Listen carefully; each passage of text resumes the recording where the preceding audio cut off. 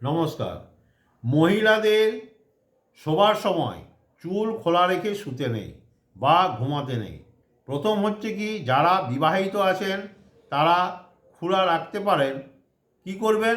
যারা বিবাহিত আছেন, স্বামীর সঙ্গে এক বিছানায় এক খাটিয়ায় শুচ্ছেন, তখন চুল খুলে রাখা যায়। কিন্তু একটা কথা হচ্ছে, আইবুড়ো যারা তা আছেন তাদের ভীষণ কষ্ট দেয় যদি চুল খোলা থাকে। তাহলে উপায়টা কি আছে? ভীষণ কষ্টের সম্মুখীন তাদের হতে হয়, আর নেগেটিভ এনার্জি তাদের সাথে সব সময় থাকে। যাদের চুল ছোট আছে, মানে চুল কম আছে, তারা কি করবেন? একটা উপায় বলছি, সেটা করবেন, দেখবেন আইবুড়ো মেয়েরা খুব সুখী থাকবেন। কোনো ঝড় তাদের উপর আসবে না, কোনো রকম তাদের কষ্ট হবে না। কি করবেন? একটা কয়েন নিয়ে নেবেন।